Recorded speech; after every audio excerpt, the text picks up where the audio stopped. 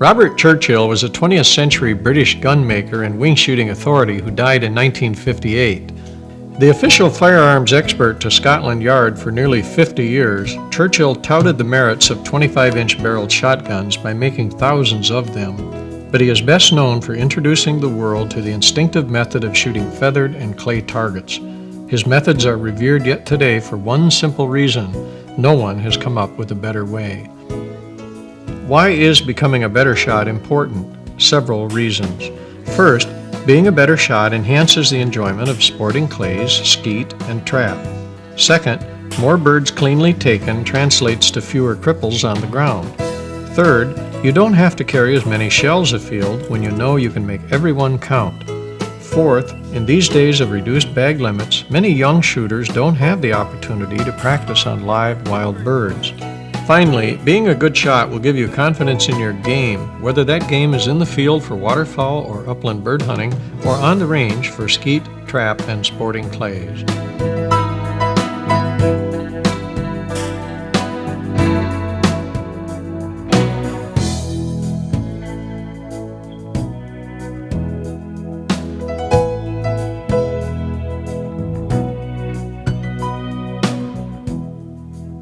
Tom Huggler and wingshooting are inseparably linked. The former president of the Outdoor Writers Association of America is a freelance writer and author of 15 books, including definitive works on native grouse, native quail, and woodcock. He is also a successful videotape producer. The Art of Shooting Flying follows earlier award-winning Outdoor Images productions on ruffed grouse, pheasants, woodcock, and bobwhite and western quail. Recommended by the North American Hunting Club for its members, Tom Huggler videotapes are available from Outdoor Images and selected retailers and rental outlets. Bryan Bilinski is one of America's foremost experts on the art of wing shooting. Responsible for bringing sporting clays to the American shooting scene, Bilinski designed the nation's first sporting clays course at Orvis, Houston. A proponent of the Churchill method of instinctive shooting, he is the founder of Field Sport Limited, purveyor to the wing shooter and angler, Traverse City, Michigan's newest specialty sporting goods store. A top gun fitter with more than 500 tri-gun fittings to his credit, he is also a sought-after seminar speaker and popular host of Field Sport's Wing Shooting School. The Art of Shooting Flying is sponsored exclusively by AYA. Since 1917, manufacturers of fine Spanish double guns for the discriminating wing shooter.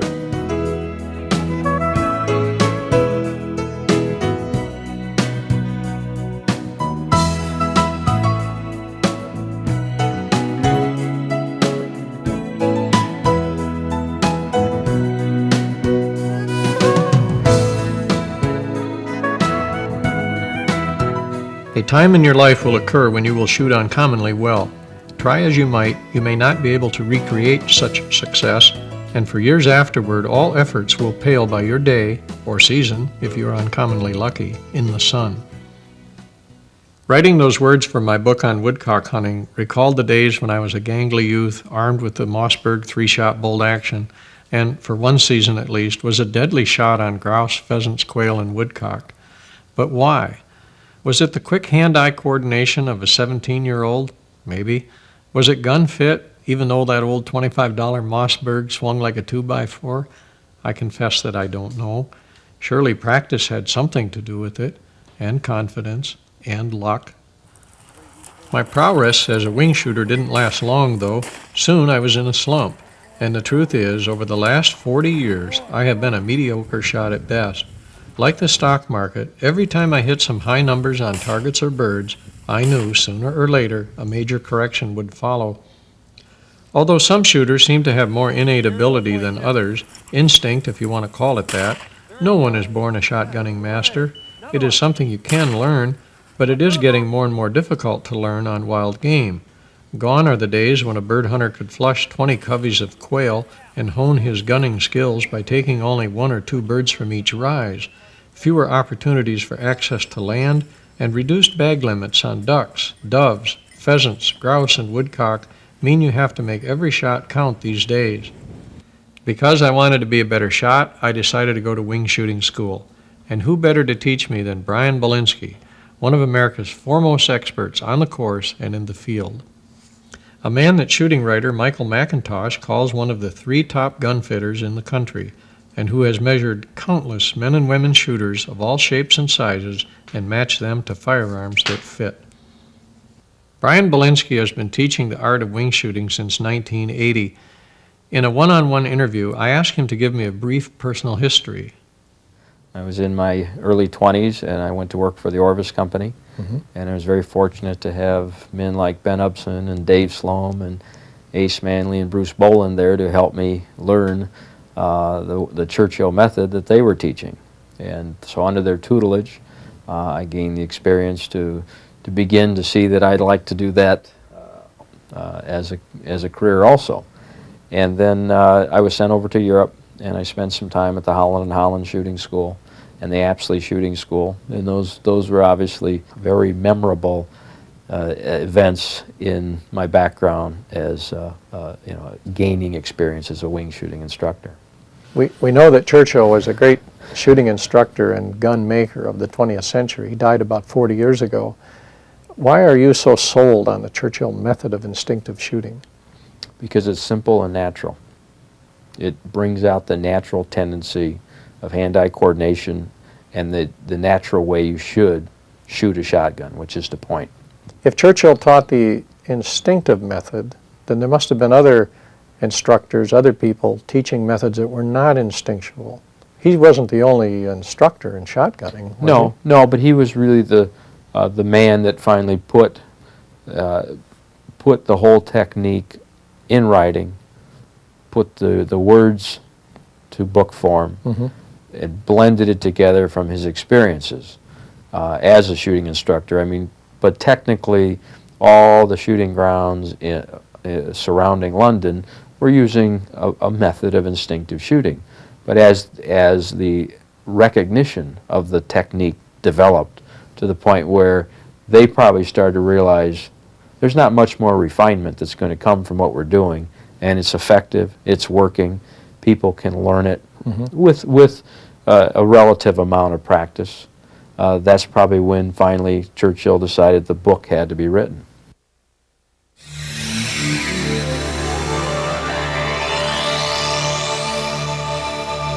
I was surprised to learn that the instinctive method is a series of 4 steps that are easy to understand. In the field, Bryan explained. Throughout, all the details that are involved, it really boils down to about 4 key points. Okay. Your stance is very critical to being a good shot. You wouldn't attempt to hit a golf ball without addressing your stance first. And in wing shooting, the foundation is what is where everything grows from. So when you have a good stance, you're in better preparation for the type of shot you're going to take. You're more relaxed, and your body is properly positioned, so you have a relaxed movement of the gun through the area you're going to break the target, whether it's a game bird or a clay target. So stance is critical. Second would be what Churchill calls the ready position, which is the way the gun is prepared for the coming shot, whether it's a game bird or clay target. In sporting clays, we kind of call that the hold point. But in Churchill's book, which was written primarily for a bird hunter, for game shooting, the hold point was also known as the ready position. And it did a lot of key things to help you prepare for the shot that's to come. It levels the gun out. It makes the shooter start moving the gun in harmony with the target before they move the hands, because the power comes from the upper body. Third is the gun mount. Gun mount is all important. You've got to bring the gun to the same spot over and over again. Consistency, consistency, consistency. So if it's for a shooter to master the sport of wing shooting, they definitely want to practice developing a consistent gun mount. And fourth, but I think most important, when you blend them all together right, is focus or concentration on the target. You've got to keep your eye on the bird. All too often, shooters come for lessons who've got a little bit of a rifle background, and they think because it's a gun that they're supposed to be looking at the bead or the sights of the shotgun to shoot correctly, which is just the opposite. It's not. No different than you looking at the head of the golf club to hit the golf ball. You focus on a spot on the golf ball. The same principle applies toward wing shooting. In target shooting practice, which is what we have to do to become a better shot, it's important for you to even focus on the edges of targets, on the leading edge of a clay target in flight. A thought process that helps you concentrate or keenly look at the bird. If I know you're looking at the edge of a target, I doubt if you're going to look back at the gun. Okay, Brian, stance, right? First thing? What do I need to know? It's important to start out thinking stance because it builds you a solid foundation. Once you practice it in a clay target shooting environment, you're going to naturally find that stance much easier to adapt and adopt when you're in the field. Okay? Just in a very basic understanding of it, let's first make the assumption at this point that I'm teaching a right-handed shooter. Okay? So, because everything, with all due respects to the left-handed shooters, will be in reverse. Okay. If I would say something about where the weight distribution needs to be, it is for a right-handed shooter. So in clay target shooting, I start out, once I know what the target flight line is like, I'll ask the student to point their left foot basically at or slightly beyond where they think they can break this target. Once you've seen a target in flight a few times, there becomes an automatic awareness of where that break point is for a target. So once you get the left foot leading, the right leg, though, in Churchill type fashion, comes around and you square up to your target a little more. One of the common faults I see in teaching is the shooter will bring their right leg behind the left in a rifle type stance. And there is no similarity between rifle shooting and shotgun shooting. In good shotgun shooting, you should address your target in more of a forward stance. Another way to think about when you're pointing your left foot at the direction you're going to break the target, you also point your upper body or your belly button in that same general direction. Okay. I'm not just asking someone to move their left foot, I ask them to move their body. Okay? I used to coach basketball, and I used to teach the kids on free throw shots to square up to the basket, shoulders squared up. But you're not talking about shoulders here. You're No, talking about it a little bit left depends foot, on a person's belly button. physique. A lot, somewhat it depends on how comfortable they are with it. I like a shooter to be comfortable, but I know what technically we don't want to instill bad habits immediately in the stance itself. Okay. So once the stance is established, the left foot leads out. Okay. It's important to also then understand that there's a posture that follows. And the posture is that the weight should influence slightly forward onto the ball of the left foot. Okay. For technically 99% of the types of shots you'll shoot, which should be going away and crossing birds, you're much better to keep your weight on the forward leg to prevent you from rocking your weight to the back leg and elevating your muzzles over the target. Okay. Only on straight, high incoming targets is it acceptable and a proper way to transition the weight from the front leg to the back leg in the Churchill method. Okay? Gotcha. Once the stance is established, there's also, and obviously here's where some of the conflict comes in, but it's more of an understanding between a bird hunter and a target shooter. A bird hunter target shooting is trying to become a better bird shot by target shooting, but that person also has everything to gain by developing the correct muscle memory and the correct technique as a clay target shot, which unbeknownst to him or her is going to settle into their subconscious, settle into their muscle memory, so when the first grouse of the season flushes, they're on automatic pilot. Okay? So technique leads to muscle memory, leads to a broken target or a dead bird. Absolutely. Gotcha. Absolutely. So once we've established that, now there are some one little variable with the stance. I'll show you that I have an unloaded gun here. Is that when the gun is in the ready position, in the classic Churchill method, the shooter can go to the left or to the right and complete the gun mount just by pivoting or pirouetting from their hips. So the hips are the fulcrum, if you will, the That's center of gravity for the posture. That's correct. For the stance. That's exactly right. Okay. And technically the upper body works somewhat like a spring. The spring cocks and unwinds, and Okay. it cocks and unwinds. Okay. one of the goals of the stance is not, especially as you're shooting a crossing target, is not to dip the shoulder. And so by having a good stance, your balance and your posture stays somewhat erect yet influenced forward, so the shoulders aren't going to rock and drop inadvertently while you're swinging onto your target. Okay. My goal is always to keep my shoulders level as I bring the gun to my face. Okay, that's the goal. So there are some true and solid fundamental reasons a good stance starts the whole process in motion. To summarize, here are the key parts to proper stance, assuming you are a right-handed shooter. Position your feet as wide apart as your shoulders and point your left foot at where you expect to hit the target. Now, open your right foot at a 45-degree angle to your left foot. Distribute body weight evenly to both feet. Target flight determines the next step. When stance has been established correctly, the body will easily pivot, and weight can then shift to either foot. So once a shooter has learned how stance is important and what its value is to improving their technique, then we go to the ready position. Okay. And we teach and implement the reasoning for the ready position, which is the preparation for the gun mount. And the ready position for clay target shooting and for bird hunting is nothing more than bringing the buttstock up lightly under the armpit. Where that tendon runs from your shoulder joint down through your pec muscle is a good hitching point for the buttstock. It's not shoved all the way under or held out loosely, but it gives the buttstock an anchor point, and it does a lot of key things.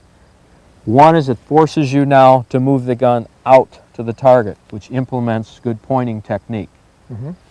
Two, it allows you to level the gun out, so the movement of the gun is now reduced. Okay? Three, it allows you to make an efficient gun mount from that position because there isn't much room to travel. You can go to the face very efficiently. And those are three key points that are implemented because of the establishment of a ready position. Well, Brian, you're holding your gun at like a 45-degree angle looking over the muzzles, it appears. Is that part of ready position? Well, that's a component of ready position. The only reason I'm doing that in this scenario is because I'm anticipating we're going to shoot this high left to right target. Okay. And so I'm putting my muzzles basically just below the anticipated flight line of the target. Okay? Sure. But in the field, especially on flushing type targets, and if your dog was on point, no, the position of your muzzle should basically be about level with the ground below you, so that it's a very safe position, and yet as soon as the bird clears and clears the position of your muzzles, you're able to move your left hand smoothly to your target. Brian, I'm laughing because I'm a walker. I'm a bird hunter who walks. I'm the most ambulatory guy you're ever going to run into, and I'll go 10, 15 miles. I've never worn a pedometer, but I know at the end of the day, these legs have really traveled. And I'm out hunting sage grouse and sharp-tailed grouse, other plain species. I can't walk around with my gun like this all day. And that's not practical for me as a hunter, is it? Not at all. Not at all. And no instructor's asking you to do that. But there are some really good opportunities when that's what you want to do and you should do. Number one, remember, when you practice it in a clay target shooting environment, you're going to be able to implement it so much easier in the field. Well, I can see the advantage there, clearly. But probably in an actual field hunting situation, some of the points that would be relevant would be A, when your dog's on point. That's when you'd hitch up to the ready position. B, when your flushing dog's getting birdie. Good time to hitch up to the ready. When my flushing dog Cricket gets birdie, I'll hitch up to the ready position and kind of follow her with small steps, trying to prepare for the shot. But where it really starts to show true benefit, dove shooting, where there's a bird coming from a long distance, sure. You can high hitch up. flyers. Exactly. When you come up out of maybe a duck boat and mallards are coming in, you'd hitch up to the ready position, so your first move was instinctive. Remember why you're doing it. You're trying to level your gun out. Right. You're trying to reduce the movement of the muzzles. Of course. And put the muzzles in harmony with the target line. You know what else this technique does? It seems to me it adds to safety, because if those barrels are up, I'm not pointing them at somebody, Oh, and I'm absolutely. not pointing them at a dog. So that's important too. It's very, very important. It probably overrides everything else. Your muzzles are up in the ready position. If you had an accidental discharge, it's going safely, hopefully over the tops of a dog.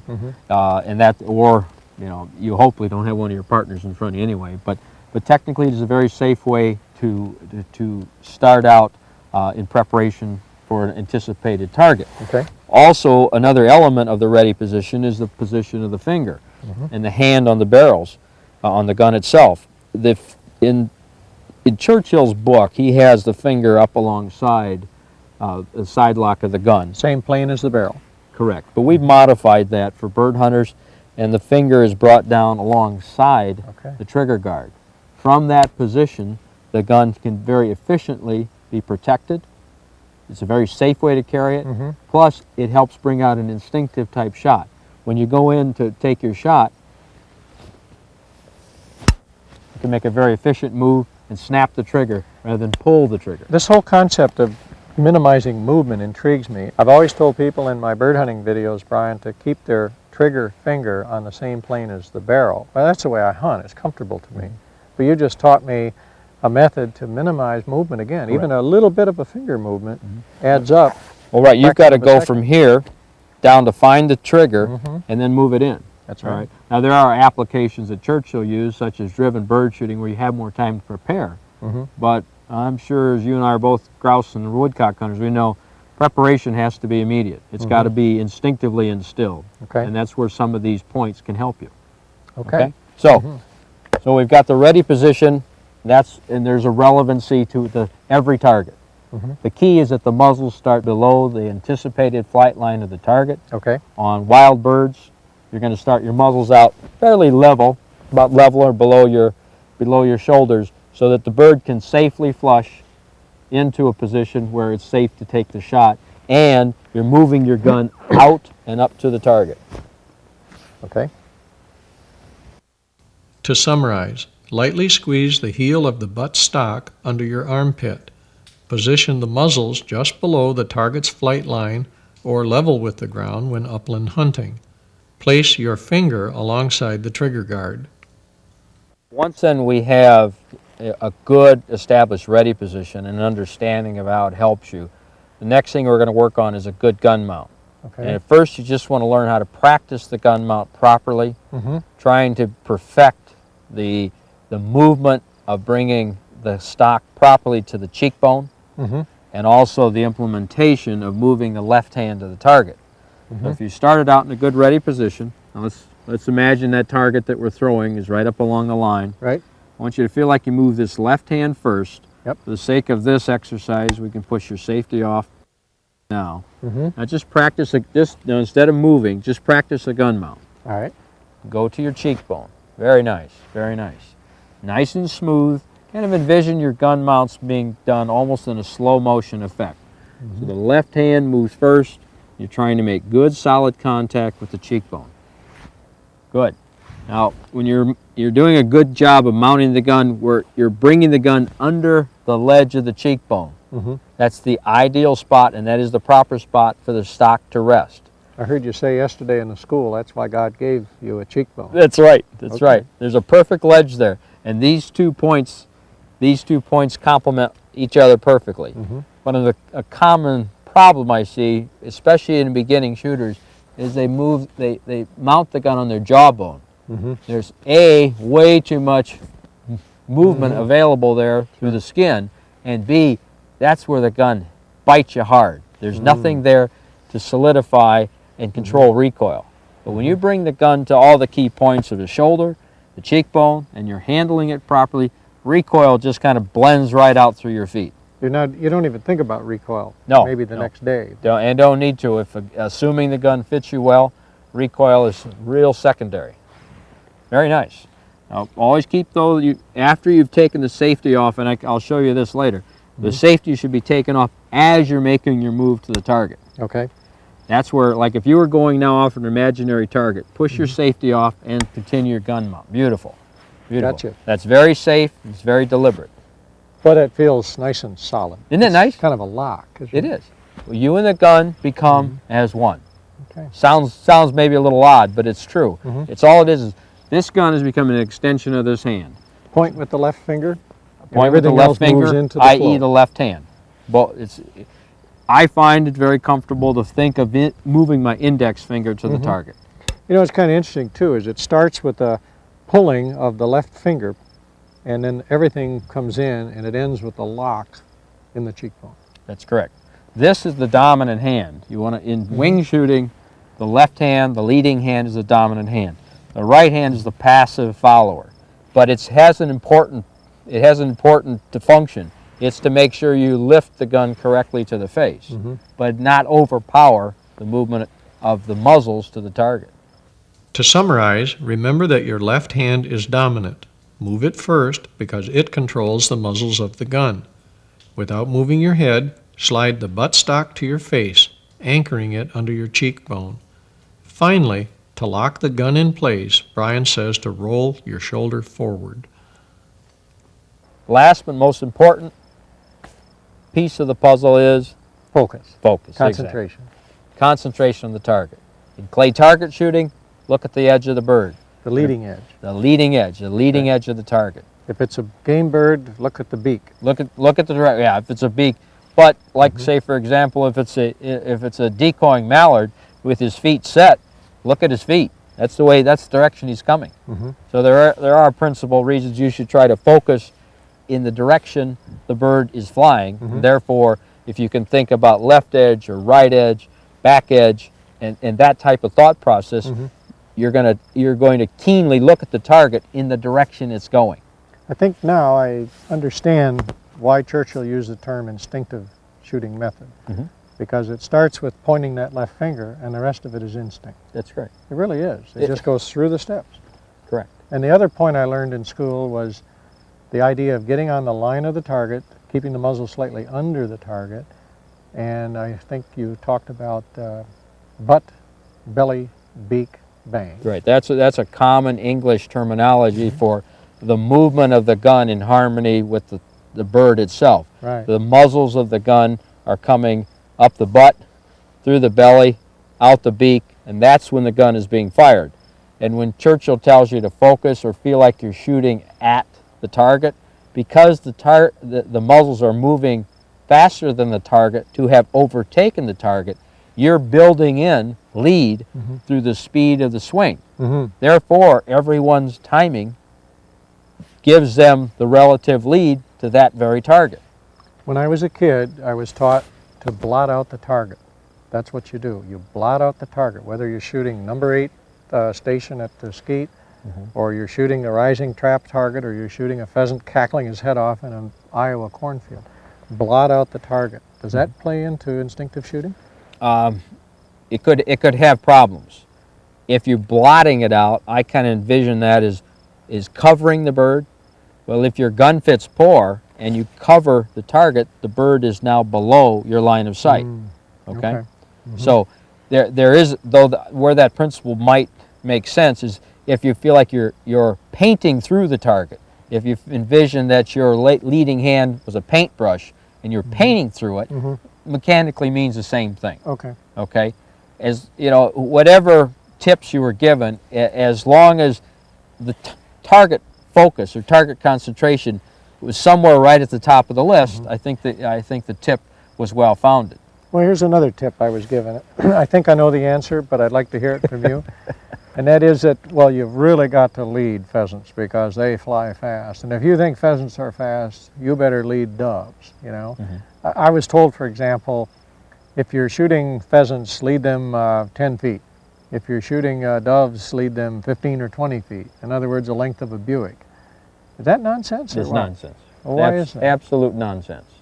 It totally goes against the entire grain of instinctive shooting. The lead is built in by the speed of the swing. If you're moving your muzzles faster than the target to overtake the target, as long as you feel like you've passed the leading edge of the bird, it's a feel, it's an understanding of a sight picture. Once you've passed through it, pull the trigger.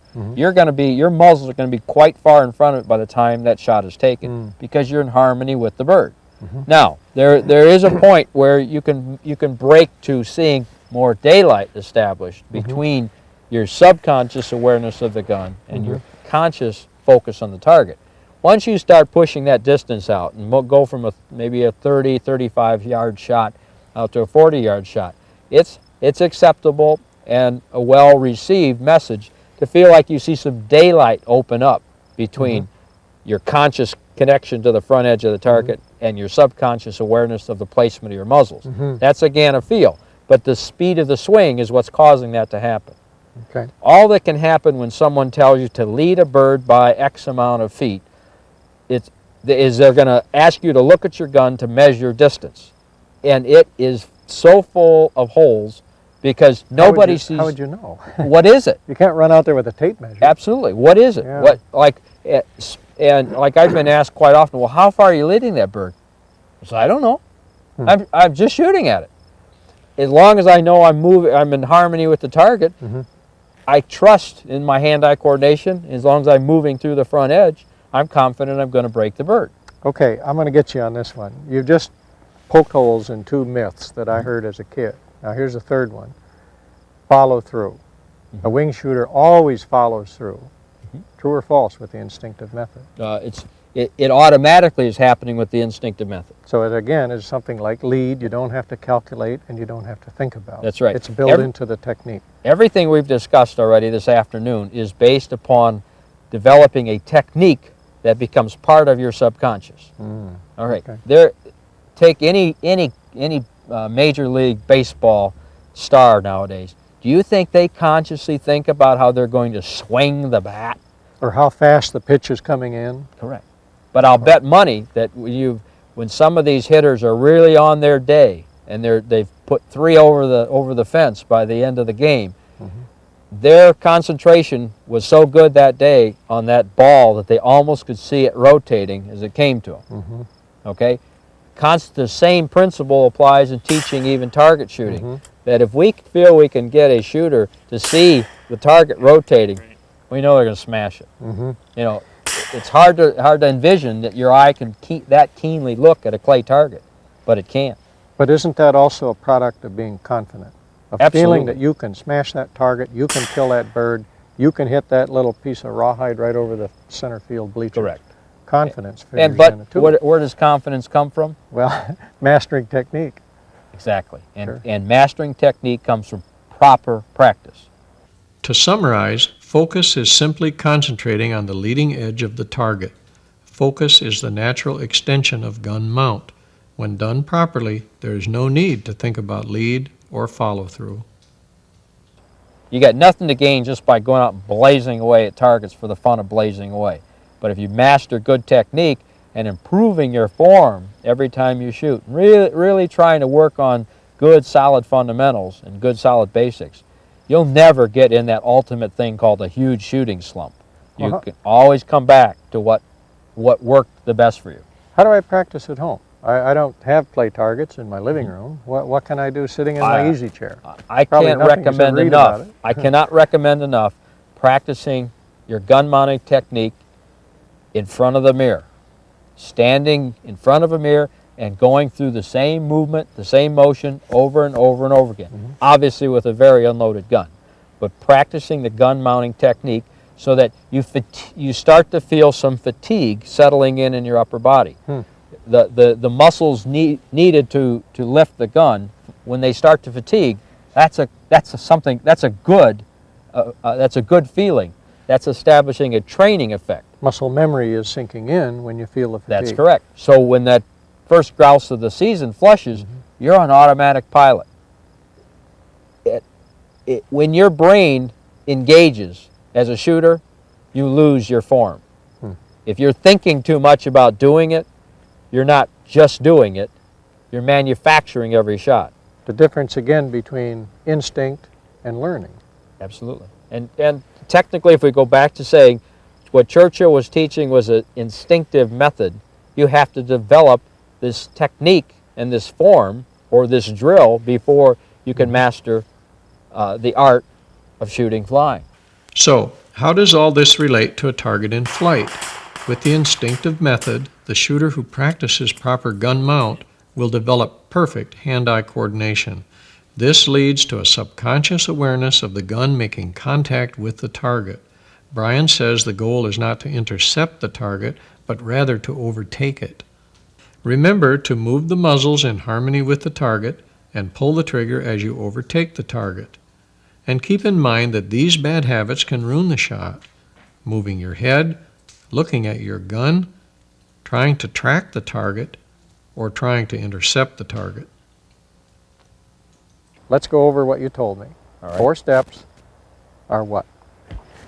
Important to understand stance and how it helps you develop a foundation for being a better shot. Okay. Importance of understanding how a correct ready position stabilizes your gun and implements gun movement correctly in harmony to the target. And minimizes gun movement. Minimizes it. Okay. If the best shots you'll ever see move their guns very little.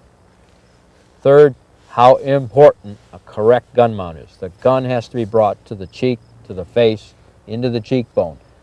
Your movement should be to make sure that you and the gun become as one on every shot. Okay. A high percentage of shots are missed because of a poor gun mount. All right. And also to reinforce, the head is not to move. The gun is to be brought to the face. And fourth, focus or concentration on the target. Look at the bird. Get to the point where that's where all your attention is when you finally call pull. Okay. Okay? And that means practice, and practice leads to confidence, and that's what I need is confidence. Absolutely. Let's go shoot. Okay, we're ready. After attending Bryan's wing shooting seminar and spending a day with him on the range, my confidence definitely improved.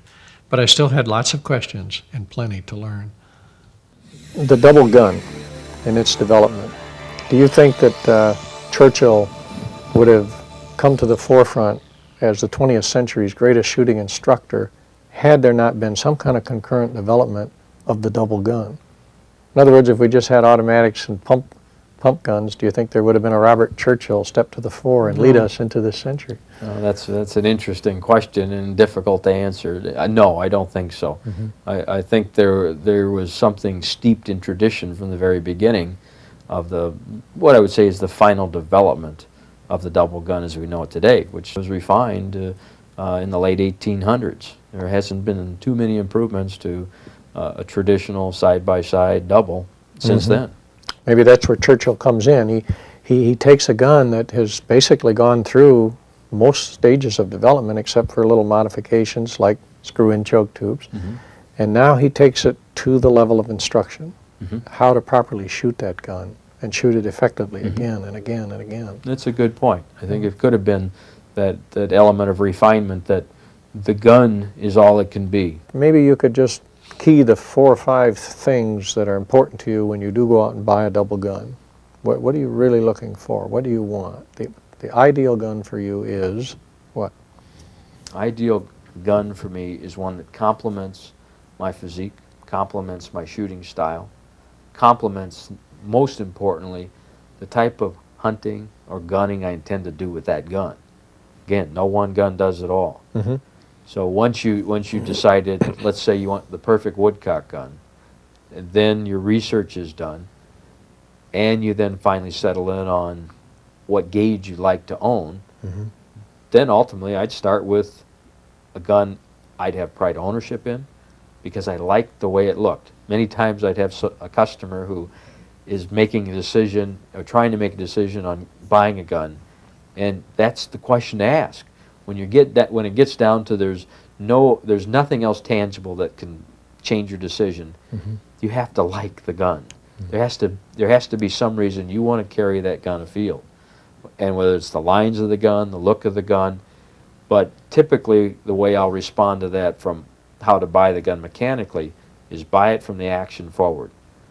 Everything behind that in the stock design can be changed. You know, obviously the gun can potentially be bent to fit you. So don't be too hung up on fit. Unless you know your fit is a certain dimension and this gun is way off, then you're probably looking at a restocking job. But if you're buying a gun as a custom gun to be built to your every specification, my best advice then is do your research. Talk to as many gun experts as you know, but ultimately to thine own self be true. Buy something that gives you confidence. We were always taught that short barrels equal a lighter gun, a faster swing, and a bigger pattern. Therefore, short barrels are great in tight hunting situations like for woodcock or rough grouse. On the other end of that, if you're shooting open skies looking for geese or mallards, you want long barrels, 30-inch full choke type guns. What about barrel length? Well, it's a very important part in balance of gun. Gun fit is not the only ingredient in recommending a particular type of dimension of gun stock for an individual. The overall dimension of the gun is equally as important. A taller shooter would obviously handle and should handle longer barrels better than a shorter shooter. But I go back to it's the balance of the gun, and I would thankfully say I think we've finally overcome the misnomers about short barrels. My experience in the last few years is that American wing shooters have really begun to understand the beauty of longer barrels. In general, 28-inch barrels are probably right now the most commonly requested small gauge barrels. I'm seeing a lot of interest in 29-inch tubes and even 30-inch tubes. But it all goes back to the relativity of how well that gun is balanced, how well those barrels are struck, and how well those barrels are struck relative to the weight of the stock itself. Balance is a special feel, and it's the true definition of balance is the weight well distributed, equally distributed between the placement of both hands. The hand that's out in front of the forearm on a side-by-side and behind the trigger blades on the grip of the buttstock. That is a very relative feel.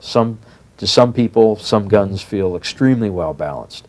What they inadvertently are probably also responding to is that gun, just by accident, also happens to have dimensions that are pretty close to their ideal dimensions. So all the factors interrelate.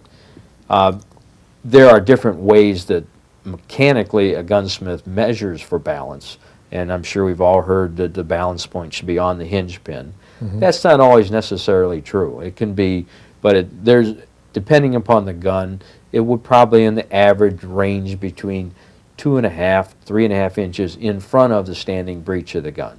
But everything is ultimately relative to the barrel lengths of that gun, the wood density of the gun, and also maybe what a shooter might have requested. The overall picture is that there isn't one gun perfect for all situations. There's not one gun that does it all. What's enjoyable is to kind of have specialty guns for certain types of conditions. And I like to take longer barrel guns, 12-bore guns out to the prairies to hunt pheasants in Kansas, and I enjoy shooting my 28-bore and my 16-bore for grouse and woodcock. But there are days I'm just as likely to be seen up here in the northern Michigan coverts with a 12-bore with 29-inch barrels. But overall, one of the most important ingredients I've tried to make sure is interjected to any gun I own is it's fitted to me. I don't even want to own a gun just to own it. I want to enjoy shooting it and have it, and then own it. It's maybe like having several nice expensive suits hanging in your closet. If they don't fit, you're not about to wear them, and you certainly won't enjoy them if you don't wear them. I've had some, and I've carried some nice guns in the field, and I'd get queried by, why would you carry that? Aren't you afraid of scratching it? I'd say, absolutely not. That's what it's made for. That's the pride of ownership. That's the joy. I can stop in a clearing bird hunting and look down at the beautiful engraving and the beautiful workmanship and the memories this gun's allowing me to have. That's the beauty of it, because I don't think I'm going to take these guns to my grave with me. What about choke, Brian? We've said nothing about it, and I think probably that's changed American shooting more than anything, hasn't it, in the last 20 years? Well, we've got a lot more options than we've ever had in choke because of the advent of screw-in choke tubes. You can turn a particular gun that might be a good all-around gun for you into a very versatile all-around gun. And I guess I would claim that I follow some of the most common, I believe, well-written information on chokes today that's seen in sporting literature. Open chokes are far superior to trying to be too tight in your choke selection. Way too many people have chokes that are way too tight for the situation that they're shooting in. Most people way overestimate distance.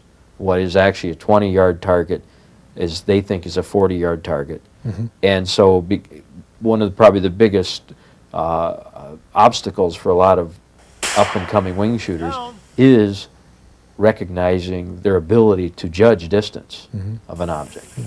And so in response, my answer would simply be, don't become a chokeaholic, become aware that choke can make a difference, make a logical choice, but a choice based upon experience.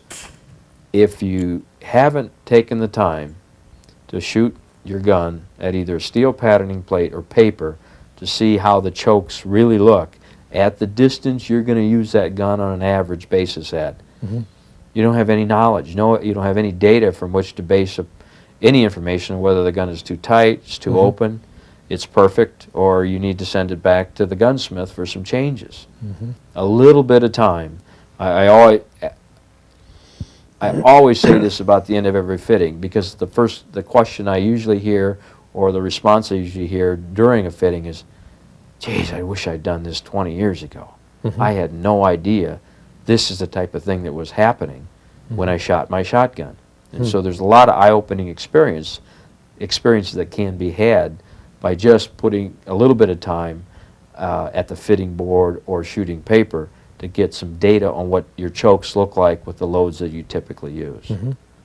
Fictional scenario. You've got one choke tube, and you don't know the situation you're in. What choke tube are you going to use? Geez, Tom, way to put me on the spot.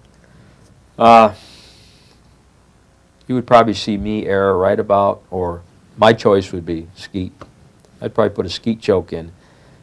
If the target is out of range, I'm not going to shoot anyway. Okay. But I would much rather err on the open side. So you really like the open choke absolutely. For an all-around shooting situation? Well, for what I also am saying that based upon my experiences too. When I hunt over a flushing dog, when we're into birds, we're on top of birds. If the dog's under control, I'm not taking 40-yard shots. And so in that respect, I feel most shots are relatively close. A classic example, though, where things really have merit is our early season grouse and woodcock hunting in northern Michigan. When you get a shot, the bird is usually 15 yards or less. Well, from seeing tens of thousands of loads shot at the fitting board, the only choke I'd ever use then would be cylinder. Why? You don't need choke. And it's amazing what even a cylinder bore choke will do at yardages that you keep stretching out. Still, back to the key ingredient. It's shot placement that makes the difference. Putting a load in the right place. Granted, one of the fears is are we going to have too sparsely, a pattern that's too sparse for the type of bird? And granted, the element of pattern density is what kills cleanly. But there's a compromise. Too many pellets into a game bird also ruin the bird, ruin the meat. So you're looking for that perfect compromise. The way I look at it simply is I'd much rather err on the open side, back to even I don't judge distance as well. It's most likely a shot that I thought was long. By the time I walk up to pick up the bird or go to pick up, see where the dog picked it up, if I pace that off, it's less than I probably would have thought. When you get into tight covers and such, your ability to perceive depth perception changes dramatically. So other than that, most shots are close because you only have a window of opportunity of a few yards before the bird disappears. As you can see, Bryan has definite opinions on guns, chokes, and loads. His explanations of gun fit, impact testing, and the fitting board are also enlightening, and we'll cover them in the next tape. What interested me now With the kinds of problems that shooters and hunters face, no one can be a perfect shot all of the time, even when he's mastered the instinctive method and owns the ideal gun. So what are these problems that hunters and shooters have to overcome? What are two or three of the biggest problems that you see in shooters? The most common would definitely be the inability to complete the gun mount as contact is made with the target. But it usually refines well through a course of clinics or schools.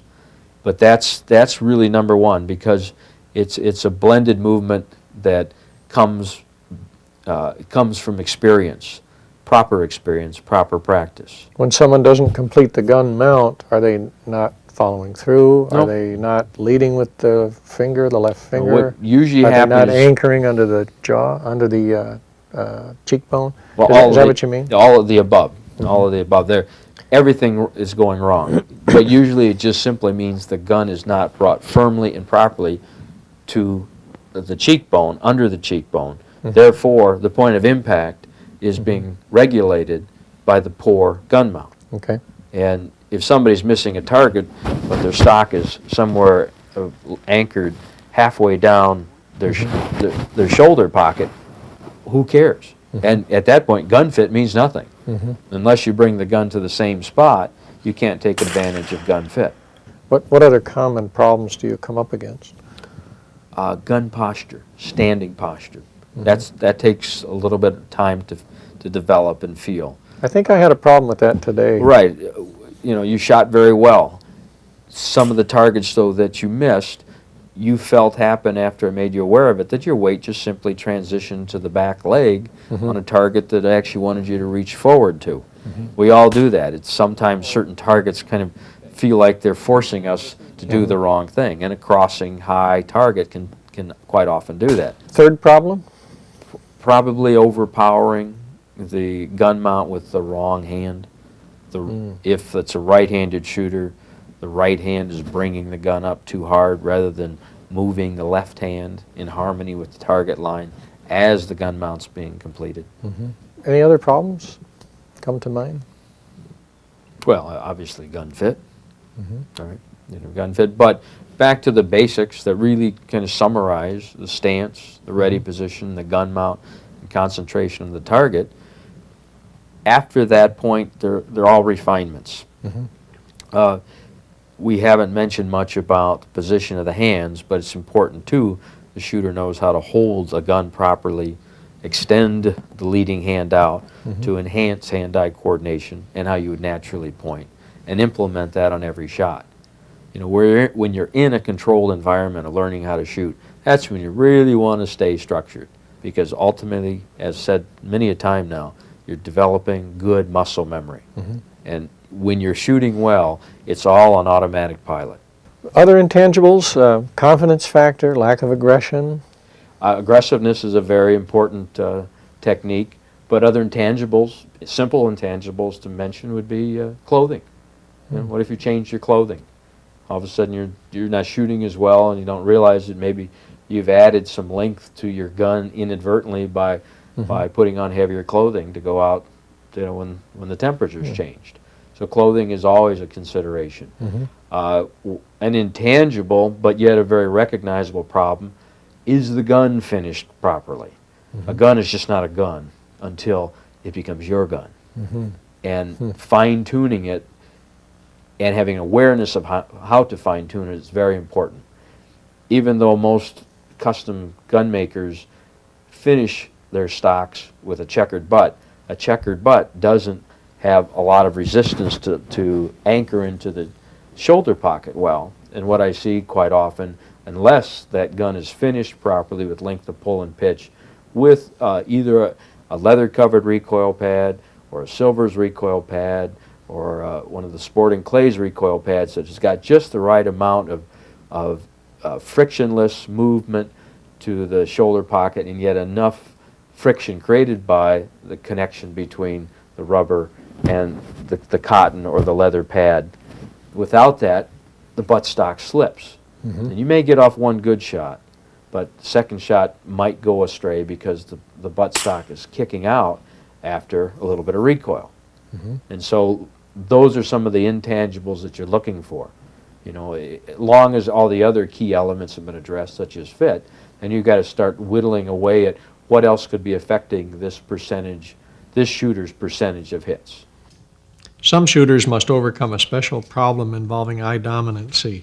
Most people who are right-handed have a dominant right eye. Left-handed people have a dominant left eye. The problem occurs when right-handed people have a dominant left eye or vice versa. Let's call this cross dominance.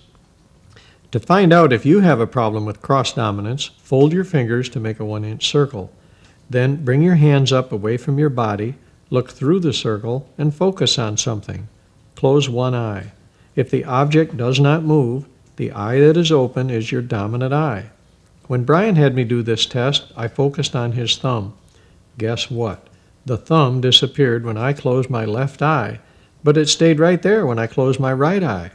The test proved that I'm left eye dominant, but I'm a right-handed shooter, so I have a cross dominance problem.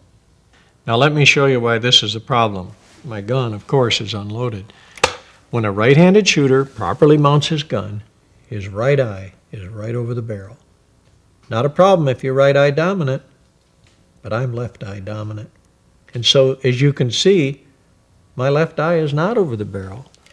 Why is this a problem? Well, remember our test? Imagine a circle directly over the barrel of the gun. If you're right eye dominant, the target will be centered in the circle. But if you're left eye dominant, the target is no longer centered. Why is that? Because the muzzles move to the dominant eye, which causes you to shoot to the left of the target. To illustrate it one more way, pick up your own shotgun right now. Check to be sure it's unloaded. Mount the gun, close your left eye, and point at a target. Now, close your right eye and open your left eye, and you can see that the target moves. If you're cross-dominant like I am, what can we do about it? You must take the problem eye out of the picture. Bryan suggested several ways to do this. Putting a small piece of tape over the safety glasses of the dominant eye will force you to focus with the other eye. Smearing a little chapstick over the lens will accomplish the same thing. A third trick is to modify hand placement on the gun's forearm. Bryan coaches all shooters to cup the forearm in the palm, then curl the fingers around the barrel sides, making sure to align the index finger with the barrels in order to point at the target. For those with problems of eye dominance, he suggests bringing the thumb over the same side barrel, which will block the dominant eye from focusing. The best method, though, and the one that works for me, is to simply close or squint my left eye whenever I mount the gun. How widespread is the problem of cross dominance? Bryan concludes that 10% of the men and 90% of the women in his shooting seminars have problems with eye dominance. Stance, ready position, gun mount, focus. The 4 parts of the Churchill method made sense to me. Bryan is a natural teacher, so patient, so concise in his explanations, so clear in his examples. And he quickly discovered the problems that I was having, mostly in stance and eye dominance. During 40 years of wing shooting, I knew my eyes didn't always do what I wanted them to, but now I knew why. In tape 2, I learned many other things: why gun fit is so important, how to impact test your gun, and how the Churchill method of instinctive shooting, as modified by Bryan Bilinski, can apply to bird hunting. Now that's real important to me.